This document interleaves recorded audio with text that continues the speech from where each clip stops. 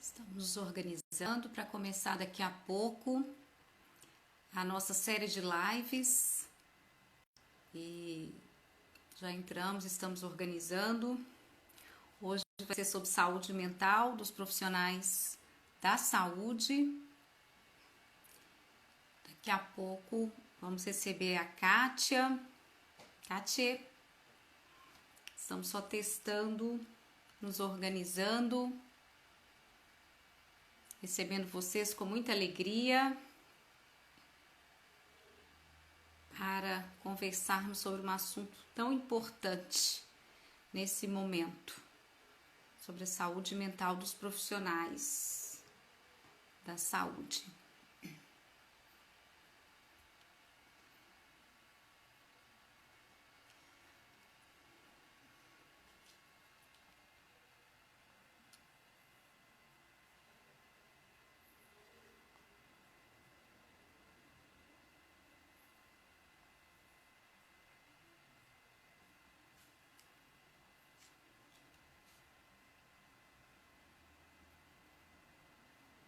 Muito bem, vamos aguardar mais uns minutos.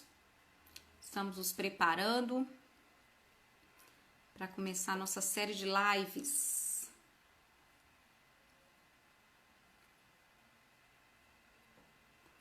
Chegando o pessoal da equipe, a Gabriela, nossa aluna.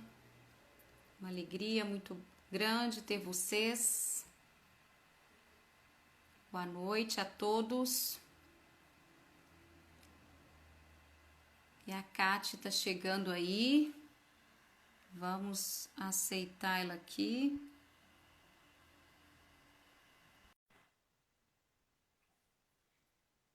Vamos aguardar a Kátia. Olá! Olá, boa noite. Boa noite! Que coisa boa! Conseguimos já? Conseguimos, tudo bem? Tudo jóia? Faltando só 2 minutinhos para a gente começar, mas que bom que já estamos juntas aqui. Que sim, muito ótimo, muito bacana mesmo. É uma experiência engraçada para mim, viu? Porque eu só tenho experiência, estava dizendo com o Francisco, só em plataforma do Meet, Hangout, Skype, tudo. Nunca tinha entrado pelo Instagram, não. Hoje vai ser uma coisa diferente. E estou inaugurando aí com Ah, vocês. que coisa boa! Que Alegria, privilégio, alegria que de estar. honra, que honra! Esperar só mais 2 minutinhos e a gente já começa, tá? Porque pontualmente às 18 horas, né? Então nós estamos com essa honra aí de você pela primeira vez, tá? Pois No- é, fazendo primeira live da vida, hein? Agora a responsabilidade ficou maior ainda para mim aqui, uai. Pois é, olha aí, né? O que uma pandemia não faz. E olha que meus alunos eram o tempo todo, professora, faço Instagram, professora, faço. Não, eu só faço tudo do ponto de vista de evidência científica. Então é tudo a plataforma, né? Palestra e tudo. Mas aí, olha aí, né? Me Nossa, rendi e ia inaugurando com vocês. nossa, é uma honra muito grande, assim. Eu falei com o Francisco, eu fui, cada vez que eu lia coisas sobre você, suas coisas, eu ficava mais assim, Francisco, olha com quem que eu vou conversar, Francisco. Esqueça, tudo isso é bobagem. E falei com a equipe, falei, gente, olha, eu vou conversar com uma pessoa muito, muito fera, assim, fiquei muito empolgada, muito feliz também, assim. Bom, Então, acho mas que tire o fera, que isso aí é exagero seu, né? E eu legal, espero estar à altura aí dos seus telespectadores, internautas, imagina. eu nem sei como é que chama. Eu também não estou muito experiente, não, assim, eu já fiz algumas, mas, assim, na verdade eu fiz participando, como você. Hoje é a minha primeira também coordenando, assim, então estamos novatas. Novatas, que bacana, então. Vamos inaugurar. Então vamos lá, né? Vamos começar. Eu quero primeiramente te agradecer, Kátia, porque de fato é muito bom ter você conosco, né? Então, eu sou Juliana, aqui do Espaço Integrar, sou psicóloga, sou diretora clínica do Espaço Integrar E eu gostaria, assim, de apresentar a Kátia Almondes, assim, da Universidade Federal do Rio Grande do Norte, uma psicóloga, né, pela Universidade Estadual do Paraíba, tem mestrado e doutorado, né, em psicobiologia pela Universidade Federal do Rio Grande do Norte, o pós-doutorado, né, pela Universidade de Salamanca juntamente com o FMG, né, e membro da Associação Brasileira do Sono, integra o grupo de trabalho aí, né, do enfrentamento do Covid-19, com aquele material belíssimo que foi suporte, está sendo suporte, né, para a gente aí, para os psicólogos, né, da Sociedade Brasileira de Psicologia, e coordenadora do Ambulatório do Sono e Serviço de Psicologia do SAMU. Então, é com muita alegria que vamos iniciar essa conversa, né, e é isso, apresentada, e é muito bom ter você conosco. Então, boa noite a todos. Aliás, boa tarde, né? Aqui, pelo menos em Natal, ainda é boa tarde, porque está escurecendo agora. Boa tarde a todos. Espero corresponder ao convite, né? Que aceitei com muita alegria, muita honra. Vamos bater um papo. Vai ser um pouco diferente para mim, como eu estava comentando há minutos atrás, porque eu estou acostumada, né, a estar falando em termos técnicos, científicos, dando aula nas plataformas por aí, e essa é a minha primeira live junto com vocês, então eu estou super feliz com a novidade. Eu comentava, inclusive, há minutos atrás, que meus alunos ficavam o tempo todo me estimulando a fazer isso, e eu um pouco resistente, mas a pandemia me venceu, e eu estou achando uma experiência deliciosa. Vamos bater um papo mesmo, bem interativo, bem informal, né? E no que eu puder ajudar, vamos lá. Isso.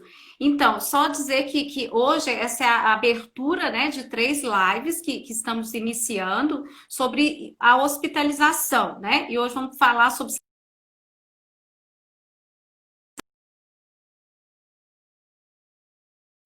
Ixi, teve um probleminha. Tá me ouvindo? Tô lhe ouvindo, mas né, E você hoje, congelou um então, pouco para mim. vamos falar com a Kátia, né? Já apresentei. Amanhã vai ser sobre o luto, né?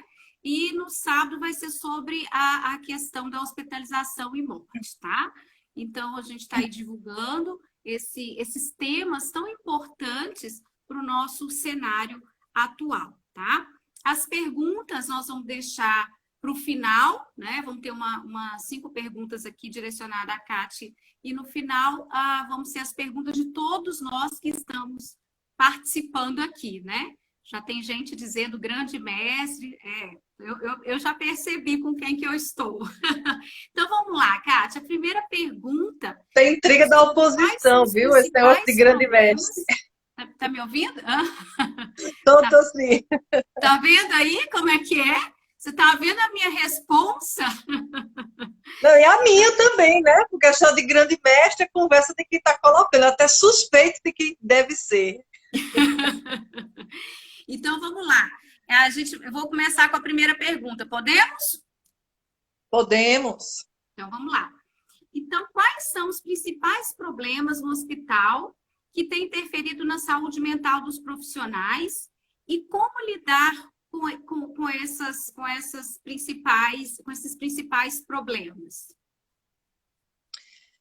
Então, vamos lá, Juliana. É bem interessante a sua pergunta, porque é algo que a gente tem vivenciado, principalmente eu, que estou aqui no Rio Grande do Norte. Nós temos uma plataforma de atendimento aos profissionais, voltada aos profissionais de saúde, chamada Plataforma Resile.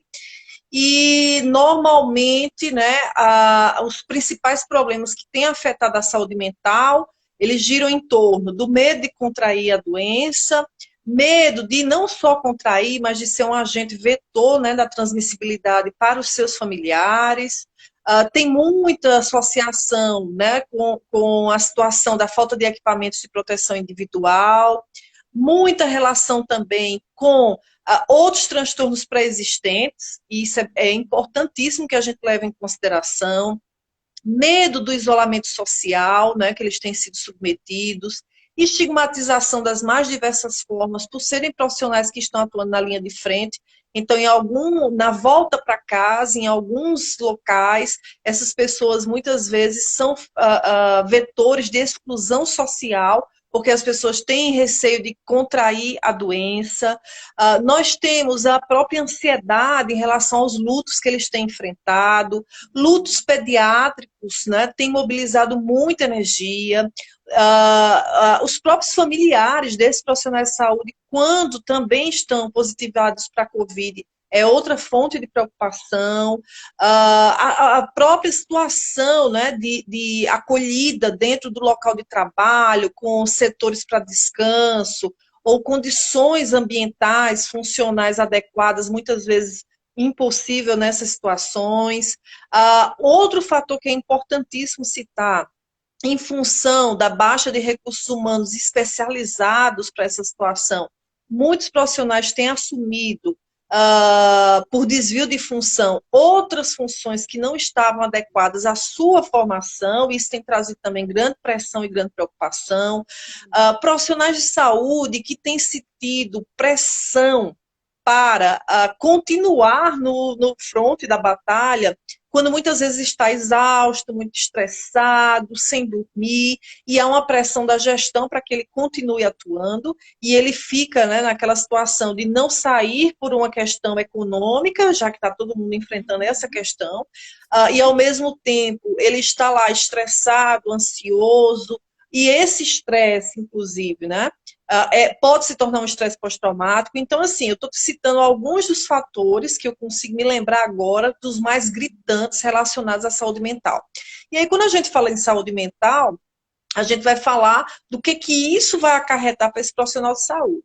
Agora, de cheio, o que a gente consegue definir é situação de estresse. E uma situação de estresse, as pessoas precisam entender, porque muito se fala em ansiedade, muito se fala em depressão, também há relatos de ansiedade e depressão, e há relatos de alterações de sono. Então, nós temos 4 componentes aí essenciais dessas alterações da saúde mental. Agora, em relação ao estresse, é importantíssimo que se diga que eu tenho escutado, né, e lido as pessoas definindo o estresse de uma forma equivocada, como se fosse estresse psicológico. Na realidade, a gente tem o estresse como uma síndrome. Né? O estresse é uma síndrome que acarreta alterações fisiológicas, que acarreta alterações psicológicas, que acarreta alterações, inclusive, sociais. Os psicólogos que estiverem me ouvindo sabem que, inclusive, a gente tem escalas validadas para o nosso contexto brasileiro que medem exatamente essas alterações psicológicas, fisiológicas e sociais, né? E aí é importante que se diga que quando a gente fala de estresse, a gente está falando não de incapacidade desse profissional de trabalho, não de incompetência desse profissional de saúde. A gente está falando da estratégia de enfrentamento desse profissional que, por todas essas circunstâncias que eu estou citando, elas vão se tornar inoperantes nesse processo, nesse contexto, que é um contexto novo. Vejam que se todo mundo começar a pensar em tudo que a gente tem enfrentado desde fevereiro, quando foi, né, diagnosticado o primeiro caso de Covid no Brasil, quando a gente tinha pouquíssimas informações, inclusive vindas do mundo, né, e o quanto que a gente tem evoluído em conhecimento técnico, conhecimento científico de lá para cá. E muita coisa ainda precisa ser respondida, muita coisa precisa ser investigada, muitas pesquisas estão em investigação. E aí é importante que se diga isso, por quê? Porque o que se sabe é, perdão, nesse enfrentamento do estresse, que a gente pode ter uma evolução desse profissional de saúde para um estresse agudo ou um estresse pós-traumático, tá? E aí a gente precisa ter muitas ferramentas para não só acolher, mas identificar. A sua pergunta na sequência, né, o que é que a gente pode fazer? É importante também que se diga que o que é preconizado técnico-cientificamente hoje, não só no Brasil, mas no mundo, é aquela ferramenta dos primeiros auxílios psicológicos. O psicólogo que se aventura a fazer no campo, na linha de frente de trabalho, a psicoterapia, ele está entrando numa linha que não é adequada tecnicamente falando, né? Então, a gente tem que... Importante. É Muito importante. importantíssimo, porque a gente tem visto, né? Eu sou preceptora, por exemplo, de psiquiatras, de psicólogos que estão trabalhando na linha de enfrentamento, e isso vem muito à tona, né? Ah, tem que fazer psicoterapia. Não, não pode se fazer psicoterapia. Você está fazendo uma psicoterapia, a depender do caso, uma psicoterapia de apoio e de esclarecimento, com medidas psicoprofiláticas e com psicoterapia psicoeducativa. E, né, nos casos mais demandantes do psicólogo, ele vai fazer primeiros auxílios psicológicos, tanto voltado para a população geral, quanto voltado para os profissionais de saúde. Então, muita gente tem se aventurado nesse universo de tentar fazer psicoterapia, inclusive de longo prazo, e não é cabível. Quando é cabível? Quando esse profissional, por exemplo, ele demanda ajuda e ele consegue fazer um vínculo, aliança terapêutica com o profissional que está ofertando, né, o auxílio, e aí sim pode ser marcado o atendimento psicoterápico em modalidade online, como é preconizado pela resolução de 26 de março desse ano pelo Conselho Federal de Psicologia, aí sim no mundo virtual, né? E aí, não sei se eu já vou entrar em outra esfera, mas já falando disso, também é importante que se diga que há uma resolução que prevê que todos os psicólogos façam atendimento online, mas muito pouco se discute daqueles profissionais que estão no contexto hospitalar, que são psicólogos hospitalares e que estão na linha de frente também. Então, em que momento eu atendo, em que momento eu não atendo, como é que eu atendo, o que é que eu faço, então, essas questões também precisam vir à baila. E por último, né, eu falo muito, você me corte, Juliana, né? Não, mas é muito Mas bom te ouvir, assim, eu estou aprendendo um tanto que você não tem noção, assim. Muito bom, muito bom, muito bom. que bom, que bom. Uma coisa que é importantíssima dizer, né? Para quem vai trabalhar em contexto de urgência e emergência, como é o caso, né, de você estar no contexto presencial, na linha de enfrentamento da Covid, você precisa ter conhecimento de urgência e emergência. Você precisa ter conhecimentos básicos dessa área, né, da área de desastres, da área de conhecer teoricamente e tecnicamente como é que se faz primeiros auxílios psicológicos, né, conhecer como é que você se dirige a esses pacientes, quais são seus limites de atuação, quais são as possibilidades que você tem. Então, é importantíssimo que esse profissional ele tenha conhecimento básico da área de urgência e emergência em psicologia. Ótimo. Então, acho que você já adiantou bem, mas assim, para quem está chegando, eu acho que vale a pena a gente pensar, então, quais são os pontos mais importantes dos primeiros socorros psicológicos que se pode oferecer, então, a um profissional de saúde, né? Que já esteja aí tendo ideação suicida, crise de pânico, né? Ou vivenciando algum episódio do transtorno agudo, né? Que você já relatou isso. Então quais são os aspectos assim, mais importantes, os pontos mais importantes aí? Você já deu um geral, mas Já, já. Mas né, explorando um pouco mais a tua pergunta, acho que o principal, dentro dos primeiros auxílios psicológicos, ou primeiros cuidados psicológicos, ou primeiros socorros psicológicos, né, depende muito da tradução e do país que é referendado isso, a gente segue um protocolo, e por isso que eu mencionava que é importante quem vai se aventurar nesse novo campo, né, que é de atendimento de urgência e emergência, ele precisa conhecer dos preceitos teóricos, técnicos, científicos, mas o primeiro passo é acolher, escutar ativamente. Como é que a gente escuta ativamente? Né? A gente precisa ótimo. entender por que ele está chegando daquela forma, quais são os medos que ele tem, entender, inclusive, se esse medo é real, não é. Na nossa situação, né, de pandemia, é um medo real, então é preciso ser dito a ele que é natural que ele tenha ansiedade, então o psicólogo, com o conhecimento básico que ele tem de processos psicológicos básicos, né, de psicopatologia, ele vai ajudar esse profissional a entender o que é ansiedade, o que é estresse pós-traumático, discutir com ele, discutir quais são as possibilidades de estratégias que ele tem naquele momento. É importantíssimo a gente saber qual é a rede de suporte emocional e de suporte informacional que esse profissional tenha. né? Quando eu falo de rede de apoio, de suporte emocional, eu estou falando de perguntar para ele quem são as pessoas com que ele pode contar, que estejam por perto. Na situação de trabalho, por exemplo, né? Isso é muito assim, dependendo inclusive da situação, a gente tem enfrentado conflitos interpessoais entre membros da equipe, mas nas equipes também tem as pessoas que podem dar esse suporte, que ele confie. Então é importante que se pergunte isso. É importante que se explore os sentimentos dele num nível mais superficial. Como é que eu vou explicar isso para vocês? Superficial, né? Que a gente não pode adentrar nos sentimentos deles relacionados à história de vida, a buscar o que está para trás, né, no passado. Não, é o agora, como é que ele está se sentindo, por que ele está se sentindo dessa forma, que ele explique com muitos detalhes para a gente o que está acontecendo, mas isso se ele estiver disposto a fazer, porque o primeiro passo é, de fato, escutá-lo ativamente, acolher ativamente e pensar com ele baseado nas estratégias que ele tem. Então, uma outra questão baseada no protocolo é saber, por exemplo, quais são os recursos internos que ele tem. Né? Como é que ele faz naturalmente em situações de estresse? Essa é uma pergunta importante. Né? Quando ele age assim, quais são os resultados positivos e negativos dessa estratégia?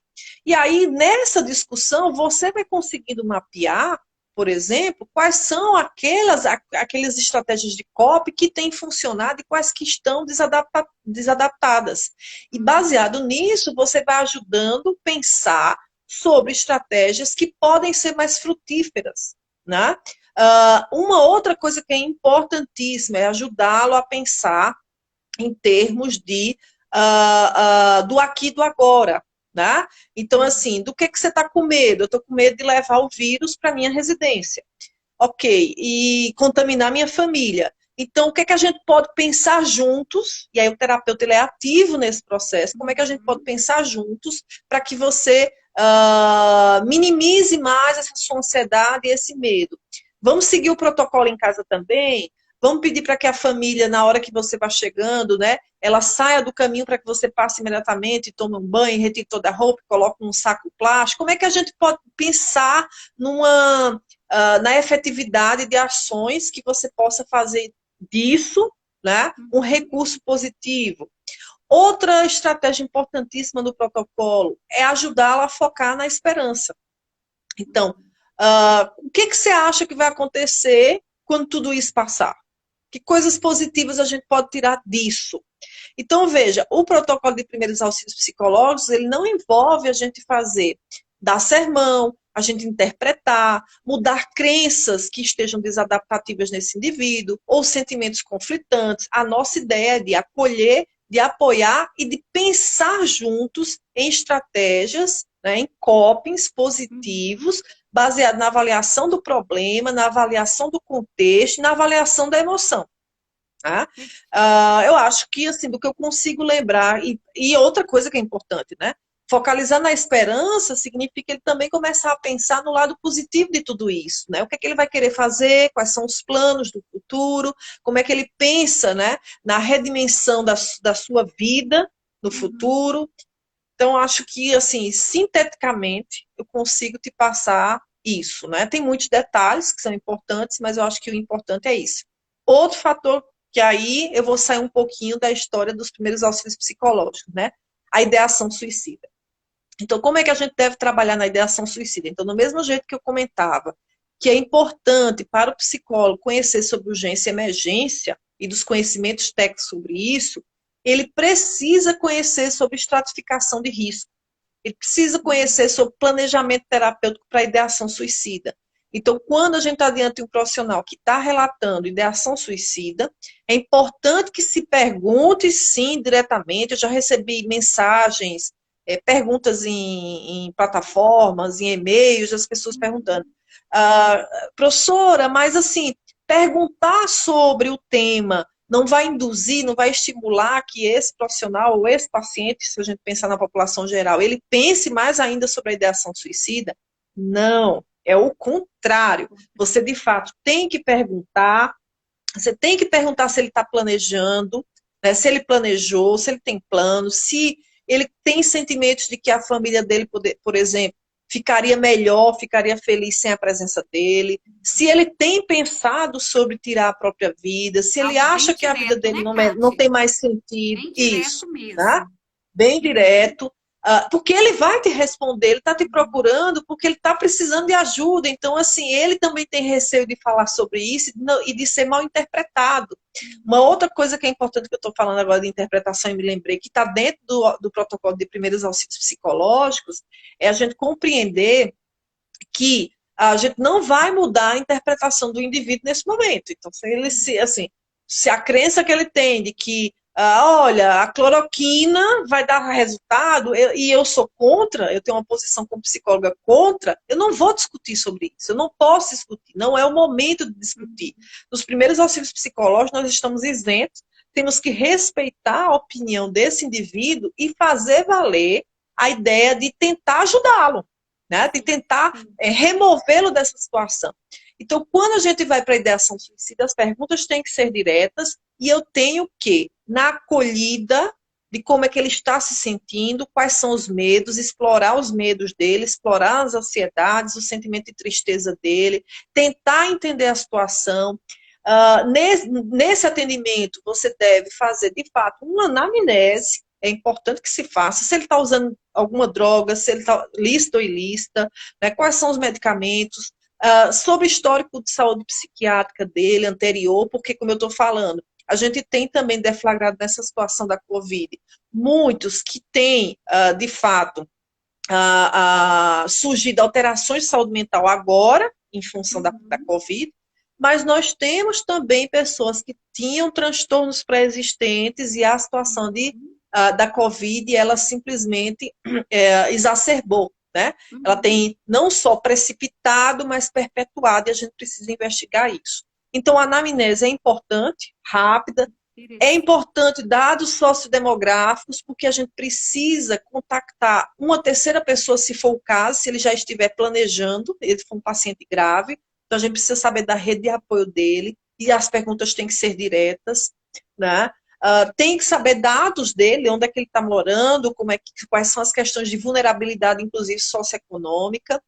Na sequência, tem que fazer uma estratificação de risco mesmo, saber se essa ideação suicida ela contempla risco baixo, moderado ou grave, e baseado nessa estratificação, você fazer o planejamento terapêutico, né, que envolve para situações de pacientes com ideação suicida e com planejamento, né, envolve, de fato, chamar na hora quem estiver por perto, dizer para ele que vai acionar a rede dele, expor para ele de forma psicoeducativa o que é que significa tudo aquilo, que a gente vai precisar de ajuda, inclusive, se for o caso, né, porque a gente vai ter que encaminhar esse paciente para um setor de urgência presencial. Se for o caso, se ele se negar, a gente chamar a pessoa que esteja do lado, ou dizer que vai entrar em contato, e ele se negar a dar um contato, vocês podem, né, como última arma, vamos dizer assim, para tentar salvar essa vida, chamar a polícia,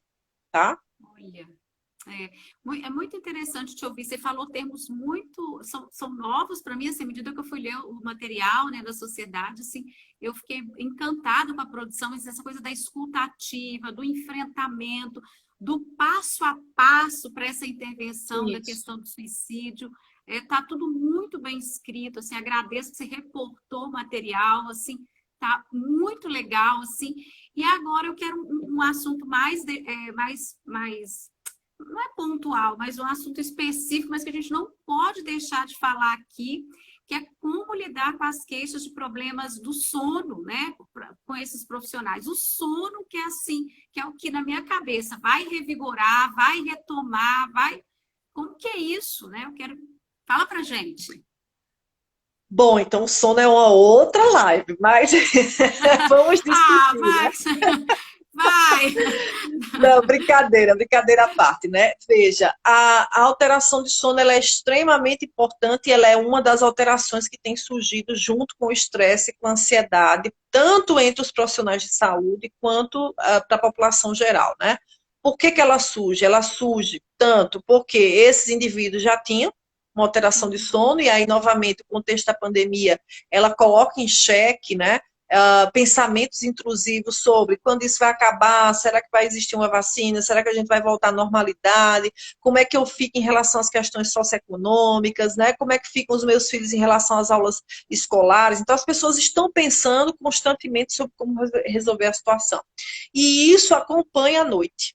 Muitos levam isso para a cama, né? E começam a pensar, porque durante o dia você está ali envolvido com várias coisas e à noite você está calado, quieto, começa a pensar sobre tudo isso. Então, a queixa de dificuldade, por exemplo, iniciar o sono, que é uma muito recorrente, tanto os profissionais de saúde quanto a população em geral, ela aparece muito vinculada à ansiedade, vinculada ao estresse, né?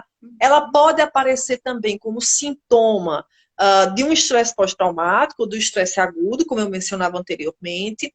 Ela pode também aparecer como um quadro já pré-existente, então o paciente já tinha a insônia, exemplo, eu vou falar da insônia, né? Mas a gente tem outros transtornos, mas o mais recorrente agora tem sido dificuldade de iniciar o sono, de manter o sono, acordando durante a noite com sensação de pânico, muita ansiedade, com medo de voltar a dormir, então isso caracteriza um pouco o que é a insônia.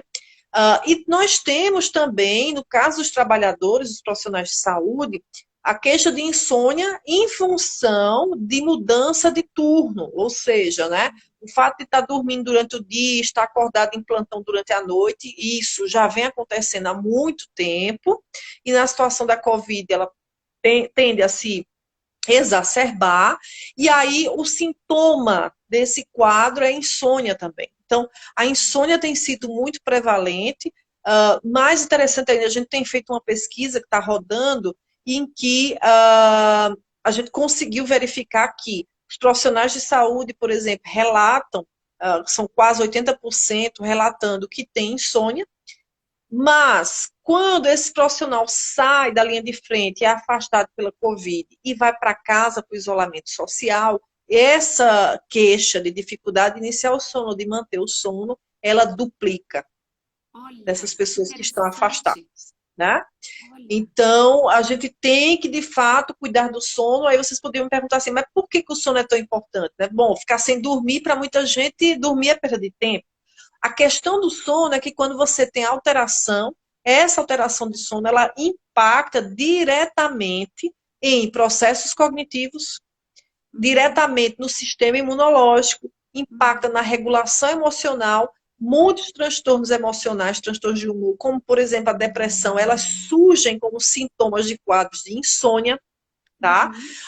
Elas impactam no funcionamento diurno desse indivíduo, elas impactam em vários sistemas orgânicos das pessoas, de forma geral. Então, por isso que o sono é tão importante. Você precisa dormir para se restabelecer, você precisa dormir não só para repousar mentalmente, mas fisicamente, e para funcionar melhor, porque quando você não dorme, você tem impacto em processos cognitivos como memória, como funções executivas, como tomada de decisão, você fica mais impulsivo, né? Dentre outras alterações, atenção, concentração. Então, de fato, a alteração de sono tem sido elencada não só, né, pelos profissionais de saúde, mas pela população geral. E lá no primeiro estudo publicado cientificamente do grupo de Wuhan, quando eles fizeram o mapeamento da população geral e dos profissionais de saúde, junto do estresse e da ansiedade, a alteração, a insônia, né, aparecia como um carro-chefe entre as queixas relatadas.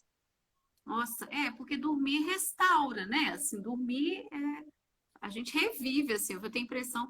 E aí, não tendo essa experiência, né? E ainda com esses pensamentos intrusivos, né? Então, é muito complicado, né? Muito bem, e assim, agora, quais são as principais orientações, tanto para aspecto físico quanto psicológico, né, para a atuação do psicólogo em hospitais que atendem casos de Covid-19? Aí a gente especificar um pouquinho mais. Isso. Então, veja, segundo a nossa resolução, né, do Conselho Federal de Psicologia, resolução, se não me falha a memória, número 4, do dia 26 de março de 2020, o Conselho preconizou que todos os psicólogos deveriam fazer atendimentos online, né? Mas como é que ficam os psicólogos que estão dentro dos hospitais? Os estágios foram todos suspensos, Os programas de residência dentro das universidades federais do nosso país, que tem programas de residência multiprofissional ou da psicologia, né? Também preconizam o que o Conselho, né, publicou, e fica a cargo do psicólogo de fato, que é o preceptor ou psicólogo daquele hospital fazer o atendimento. O que é que a gente recomenda, né, para esses profissionais? A ideia é que se atenda prioritariamente os profissionais de saúde, que se atenda os familiares das vítimas da Covid, os familiares de pacientes que vieram a óbito, os familiares de pacientes que estão internados e que não têm comunicação, então esses psicólogos também deveriam fazer esse tipo de atendimento. Além disso, também atender as demandas, porque veja, o hospital está atendendo Covid, mas tem outros pacientes internados por queixas clínicas, por outros quadros de comorbidades clínicas, né? Então, esses pacientes também precisam ser atendidos em função do contexto de hospitalização e de adoecimento, que requer muita mobilização psicológica desse indivíduo. Então, eles também, quando designados, quando demandados, devem atender esses pacientes.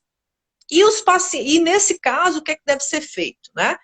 A psicoterapia de apoio, com medidas psicoprofiláticas e psicoeducativas. Nos casos mais graves, a psicoterapia breve, né, para esses casos. E aí, como é que ficam os pacientes da Covid?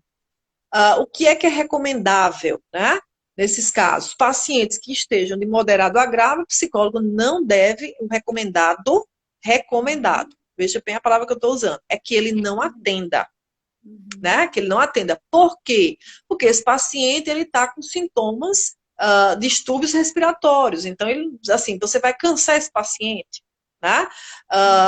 Como é que fica esse paciente para te responder ou para interagir com você verbalmente ou não verbalmente, quando ele está numa situação de muita mobilização do ponto de vista do quadro pneumológico. Então, o ideal é que não se atenda esse paciente. Agora, existem algumas situações em que o paciente ele pode ouvir, ele pode falar, ele está numa situação de quadro leve a moderado, aí sim você pode fazer o atendimento, desde que atendido todo o protocolo do Ministério da Saúde em relação ao atendimento, né, com todos os EPIs colocados. Existe, inclusive, é bom todo mundo saber, né, que existe um protocolo para colocar todos os EPIs. Tá? Então é importante que esse psicólogo ele tenha conhecimento, que ele esteja inteirado desse protocolo, que ele possa atender sim o paciente na medida que ele é demandado pelo setor, tá? E aí ele vai fazer psicoterapia de apoio, ele vai dar, vai fazer psicoeducação, vai acolher esse indivíduo, né? Quando muito demandado, ele pode fazer uma psicoterapia breve, com esse paciente, tá? Seguindo todas as medidas relacionadas ao uso dos EPIs, conforme o protocolo do Ministério da Saúde. E aí, óbvio, né, quem é psicólogo que está dentro do hospital, está trabalhando, ele já recebeu treinamento para isso. Mas como a gente está aqui numa plataforma que muita gente também tem curiosidade em saber, sim, é importante que se diga que existe um protocolo de colocação dessas roupas, dos equipamentos de proteção individual. Muito interessante isso, né? É interessante a gente saber que algumas coisas não podem, né? Assim, quando falar em recomendado, é recomendado, né? Eu entendi o recomendado, né? O recomendado. Isso. É muito importante esses termos, Kátia, é muito importante, porque é todo referencial baseado em termos que têm um conceito, uma importância, e tem que se entender muito, né? Isso, né? Por isso a leitura de todo esse material que vocês produziram, né? Muito e que ainda estamos produzindo mais. Aqui nas próximas semanas vão sair novos tópicos lá. Que ótimo. Então a turma que está seguindo, fiquem atentos, né? Vão sair materiais bem interessantes também. Ai, que ótimo. E aí, falando do material, né? Eu queria conversar agora um pouquinho com você. Quais são os caminhos possíveis para trabalhar o desespero, a desesperança, a desmotivação e o desamparo nos profissionais de saúde da linha de frente, que foi o seu texto, né? Belíssimo, assim. Eu estava estudando ele outro dia, achei fantástico, né? Fala pra gente.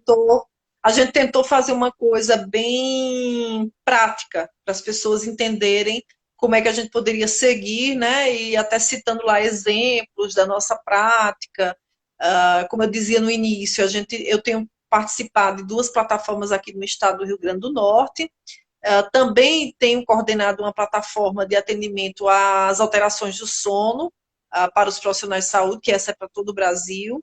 E a gente tem recebido muitos depoimentos interessantes também desses profissionais, né? Então, aquele termo, inclusive outro dia eu estava numa palestra e me perguntaram de onde surgiu aquele termo 3D, né?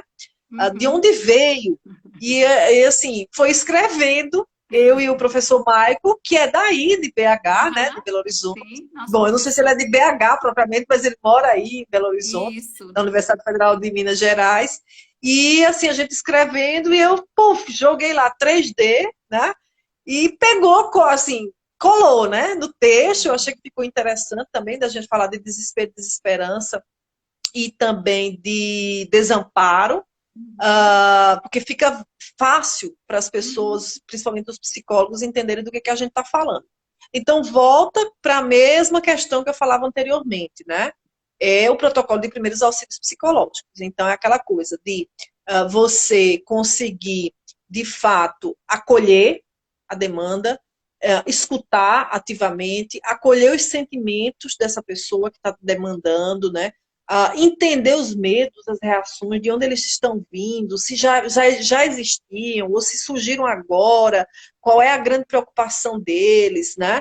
Quais são as condições de trabalho que ele está envolvido, e que se isso está levando a mais ainda desespero, desesperança e desamparo, tentar entender dentro desses 3D como é que eles funcionam para esse indivíduo lá no local de trabalho, né? Então, assim, tem desesperança, vocês podem até rodar um próprio protocolo. Então, tem desesperança, deixa eu checar o que é desesperança e como é que isso tem se caracterizado nesse profissional de saúde.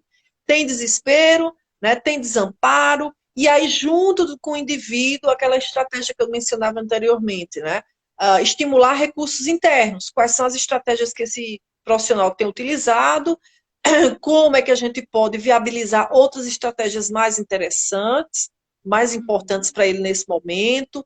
Também vincular a própria vivência anterior, né? Acho que é importante a gente perguntar ao profissional de saúde como tem sido, não só agora, no enfrentamento da pandemia, mas a vivência anterior dele, como é que ele enfrentava, como é que ele era capaz de resolver os problemas, tá? Então, essas estratégias de escolha ativa, de acolhimento, de entender o que está acontecendo, por si só, ela já fornece um grande suporte emocional. E, mais uma vez, eu reforço, é importante também, veja quanto importante, né? Muitas coisas são importantes, mas saber da rede de apoio, sim, de suporte emocional desse profissional de saúde. Eu tenho, inclusive, ontem eu estava dando uma aula para o pessoal de Curitiba e eu estava falando sobre identificar dentro da rede de profissionais que estão trabalhando com aquele profissional de saúde, com quem que eles sentem mais à vontade, inclusive não para falar de Covid, não para falar do trabalho, não para falar dos conflitos, mas falar da família, falar de coisas prazerosas, né? Da gargalhada, sim. Né? Encontrar ali naquele momento alguma situação que possa ser prazerosa para que ele consiga, no intervalo que ele tenha, no descanso que ele tenha, ele dá uma desligada no sistema e voltar, dar o up no sistema e voltar. Então, é possível sim. São todos seres humanos, então assim, isso precisa acontecer, ele precisa encontrar um lugar lá para ler um livro, para ver alguma coisa de uma série, fofoca, né? Mulher, inclusive, homem, gosta muito, dependendo, né, da situação, vai lá, faz uma fofoca boa, né? Vamos fazer fofoca do país, fofoca das situações que estão acontecendo no país, encontrar coisas que sejam interessantes de discutir. Já pensou assim, eu estava discutindo essa ideia, né? O aprendizado de um instrumento musical na hora do seu intervalo, né? Descobrir de distração, Kati? Isso, estratégia de distração, essa é a estratégia. Né? Além de alguma coisa prazerosa. Isso, né? Isso. Para ele dar, é aquilo que eu estava comentando, para ele dar o up no sistema e ele conseguir voltar, né, de uma forma mais leve. Até porque ele é muito demandado, né? E é muita pressão, então ele precisa encontrar esse intervalozinho ali para fazer uma alimentação interessante, né? Atividade física. Mas atividade física na hora do repouso, né? Eu estou esgotado, eu estou cansado e não estou conseguindo, por exemplo, descansar. Então, sobe escada, lance de escada, sobe e desce, lance de escada em 5 minutos, né? Para alguns isso funciona.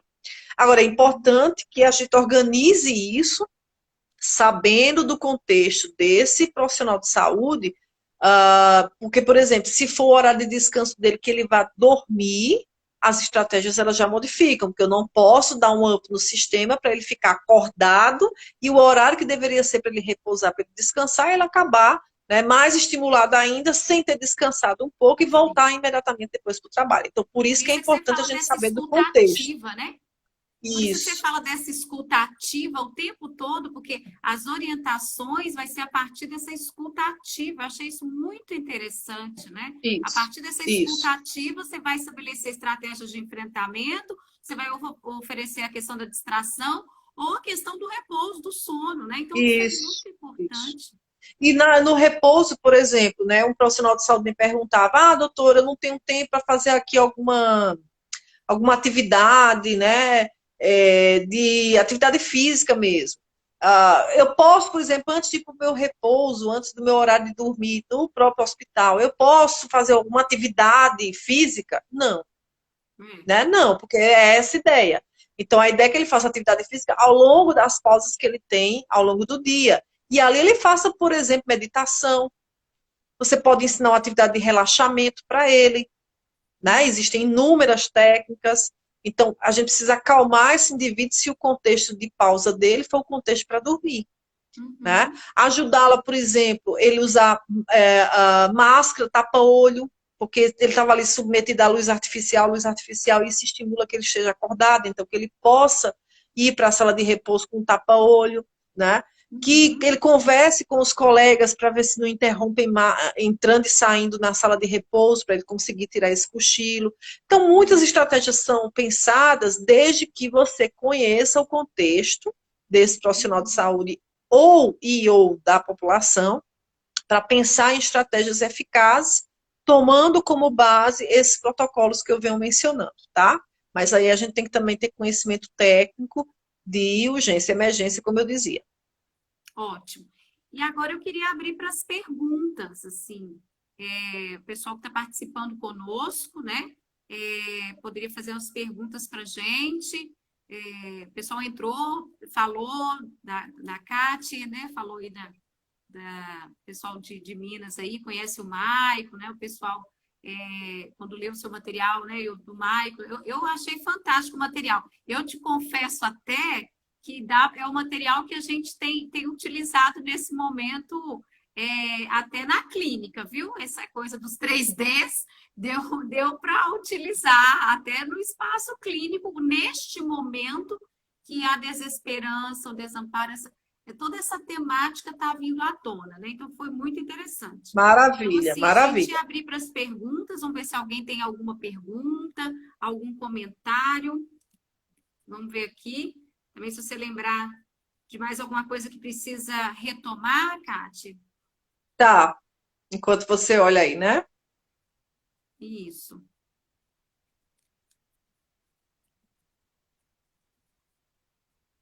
Acho que Ah, também tem outra coisa. Onde encontramos esse material? Alguém perguntou, né? isso. Pode falar. Então, é que apareceu para mim aqui agora bem rápido, né? Isso, pode. Você vai encontrar esse material. Eu faço parte, né? Sou membro do grupo de trabalho da Sociedade Brasileira de Psicologia no enfrentamento da Covid.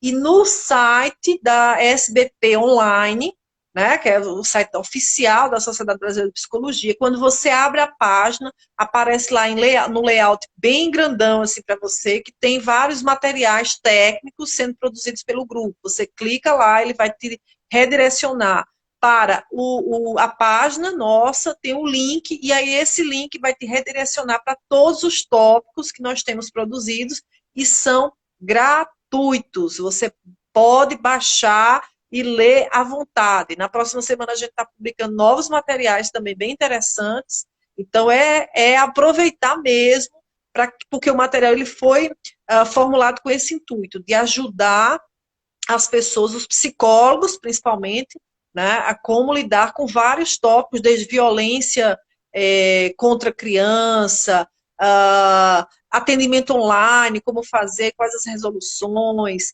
esse tópico que a Juliana está mencionando dos 3D, né, do desespero, desamparo, desesperança, vários e vários tópicos que a gente tem produzido. Sobre sono tem outro tópico lá também, então tem muito material. Interessante sobre orientação para os pais, regulação emocional dos filhos e orientação dos pais, esse também eu li. Fantástico, utilizei também no atendimento online de famílias, muito bom. Luto também, tem muita coisa, de estresse também, então assim, é você entrar e aproveitar. Foi um grande presente pra gente, assim, eu tô encantada, cada hora que eu leio um, assim, eu fico encantada, e assim, é prático, eles são curtos e muito práticos, isso. Né? Então, porque a ideia é essa, a ideia era a gente fazer um material com um contexto prático, né, com perguntas e relatos de experiências de profissionais de saúde ou da população em geral, para que as pessoas tivessem ideia como é que chegam essas questões para a gente e rapidamente como é que a gente pode fazer. Então, a gente quis fazer uma espécie de manual técnico científico para os psicólogos, né, baseado em evidências, que é importante que se diga que muito material ali está baseado em materiais da Organização Mundial de Saúde, da OPAS, né, das entidades internacionais, de materiais nossos, produzidos no nosso contexto brasileiro, de artigos científicos, então é tudo baseado em evidências, nada é inventado, nada surgiu do nada, tá? A referência bibliográfica de todos eles é muito consistente, né? Então, assim, além do conteúdo produzido, o referencial teórico é estudo aí por um bom tempo, né? Assim, muito bom mesmo, né? Deixa eu ver se tem alguma outra pergunta aqui. Aí alguém está dizendo que realmente um presente, esses materiais, esses sentimentos, toda vez que a gente compartilha, né? Porque a gente vai lá, acessa, mas surge alguma dúvida, a gente compartilha nos grupos, sabe? E aí o pessoal fica todo mundo muito motivado, assim, muito, muito legal mesmo. Né? Ótimo, fico muito feliz e vou passar isso para os meus companheiros do grupo também, que vão ficar, né, maravilhados com essa repercussão aí, pessoal. Tá muito bom mesmo. Deixa eu ver se tem alguma outra pergunta. Deixa eu ver se chega aqui, eu tô olhando aqui. Não sei se tem mais alguma coisa, Kátia, que você gostaria de colocar para a gente. Nós que estamos. Eu acho que a gente abordou, né, assim, de uma forma muito geral, todos os aspectos que você me perguntou e que são importantes, principalmente para a prática do psicólogo no contexto de urgência e emergência. Volto a reforçar que é importante, né? Não só a leitura desses materiais, mas também que as pessoas que se aventurem nesse universo do contexto de urgência e emergência, elas tenham conhecimento realmente teórico-prático, né? Teórico-técnico sobre isso, porque envolve muito conhecimento, inclusive, de regulação neurofisiológica, que a gente tem que saber, né? De como lidar com vários segmentos na hora da atuação, falar que, por exemplo, a Covid é um desastre biológico, por isso que ele é tido dentro da área de psicologia da urgência e da emergência, que os psicólogos que não estejam na linha de enfrentamento, que eles estejam atentos às recomendações do Conselho, das resoluções do Conselho Federal de Psicologia, né, tanto para o atendimento online quanto o atendimento presencial. No tópico, num dos tópicos desses materiais que nós publicamos, né, que é até um material meu e da Ana Carolina Pocker, a gente comenta muito sobre como é que deve ser o atendimento online, quais são os cuidados que a gente deve ter, né, da garantia do sigilo, porque tudo saiu do contexto presencial para o contexto online. Então, a gente tem outros cuidados que são importantes, como, por exemplo, evitar, né, que haja interrupção na hora do atendimento, se preocupar bastante em fazer log-off quando você termina o atendimento, se preocupar com o registro desses casos que você atende, se preocupar com o ambiente, não só o seu de atendimento, mas também com o ambiente que essa pessoa está demandando atendimento, se preocupar em garantir para esse indivíduo que está sendo atendido online que você está garantindo o sigilo das informações, né? E que tem uma série de situações que a gente precisa tomar cuidado com os hackers, então inclusive se policiar qual é a plataforma que você está entrando, né? Como eu dizia anteriormente, a minha resistência de entrar numa live do Instagram é exatamente porque eu tenho trabalhado muito, dado muita aula, muita palestra pelas plataformas que eu acredito que são mais seguras. Então, a gente tem que ter esse mesmo cuidado na hora do atendimento para evitar, por exemplo, que um hacker entre e consiga ali informações dessa pessoa que está demandando ajuda. Então, é importantíssimo para todo mundo ler quais são as orientações que nós damos, tanto para os atendimentos online, quanto os atendimentos presenciais na linha de enfrentamento, considerar na linha de enfrentamento psicólogo que seja demandado para atender paciente COVID, que ele saiba do protocolo de uso de equipamentos de proteção individual preconizados pelo Ministério da Saúde, tem publicação no site do Ministério da Saúde para isso, tem curso que o Ministério da Saúde está dando para esses protocolos, tá? E importantíssimo também que haja aquilo que eu falava, que eu mencionava, né? O cuidado de não atender paciente que esteja numa situação de moderado a grave na COVID, né? Porque a gente tem que tomar cuidado com as questões, com o distúrbio respiratório que a própria COVID traz, e aí eu não tenho condição de fazer o atendimento desse paciente lá no setor, né? Agora, passado o susto e ele estiver recuperado, é importante que esse psicólogo se apresente, que traga informações positivas para esse paciente, do que está acontecendo, da família, né? Não traga preocupações, obviamente. Mas eu acho que é sempre bom reforçar todos esses itens que eu citava na nossa discussão. Ótimo, o nosso tempo está acabando, uma pena, né? O Francisco já falou aqui, vai encerrar, Juliana, vai cair a live, a gente ficaria por 10 horas ouvindo a Cátia, e assim, um tema vai puxando o outro. Eu quero te agradecer imensamente pela oportunidade, né? A equipe está aqui agradecendo, né? O pessoal que assistiu, agradecer a participação de todos também, né? E muito obrigada, eu aprendi muito, né? Ter te conhecido, assim, de perto, foi um presente, e ler o que você produz é maravilhoso. Então, fica a dica, né? Para todo mundo que está nos ouvindo, e muito obrigado pela oportunidade. Muito obrigada. Eu quem agradeço pela oportunidade, possibilidade de estar com vocês, né?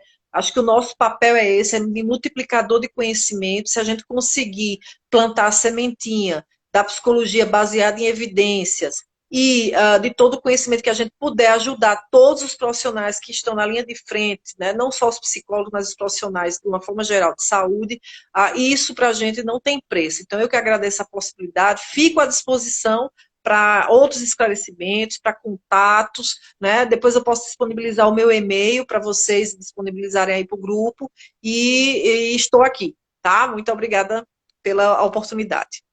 Nós agradecemos. Então, boa noite, né? Um bom descanso. Boa noite. Obrigada para você também.